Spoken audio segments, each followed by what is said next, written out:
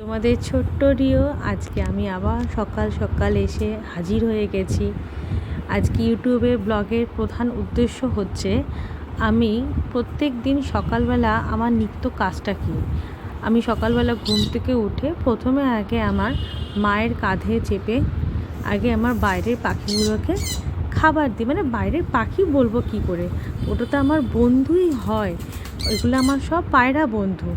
ওদেরকে আমি খাবার না দিই, নিজে একটা দানাও মুখে কাটি না কোনো খাবার। এরপর আমি এই পায়রাগুলো কি খাচ্ছে, কতটা খাচ্ছে, আমার মা কম দিচ্ছে খাবার না বেশি দিচ্ছে, সেগুলোও কিন্তু আমি পর্যবেক্ষণ করি। এছাড়া এই আমার বন্ধুগুলো খাবার হয়ে যাওয়ার পর আমি যখন আবার ঘরে গিয়ে খেতে আসি, তখন আমার জানলার কার্নিশে বসে আমাকে ডাকে। আমি মাঝে মধ্যে 2-4টে ছোলা বাইরে ফেলে দিই, যাতে ওরা খায়। একটু তো আমার শরীরে মায়া দয়া আছে, এই কাজগুলো আমাকে করতেই হয়। আর এই যে দেখছো আমার ছোট্ট একটা বাগান, এই বাগানেই তো আমি মাঝে মধ্যে খেলা করতে আসি।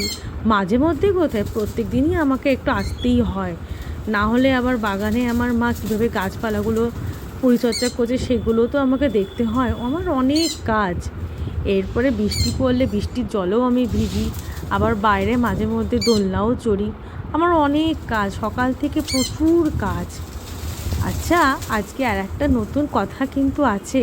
আমি কিন্তু আজকে অরিজিনাল সাউন্ডেই আজকে এসেছি, কারণ মাকে বলেছি কোনো সাউন্ড এফেক্ট দেবে না এই ভিডিওতে। আমার সাউন্ড এবং আমার বন্ধুগুলোর পায়রার ঝাপটা, মানে ডানার ঝাপটার আওয়াজ সবাই যেন শুনতে পায়। আমার ভিডিও যারা যারা সবাই দেখছো, সবাই দয়া করে একটুখানি লাইক, কমেন্ট, সাবস্ক্রাইব করো।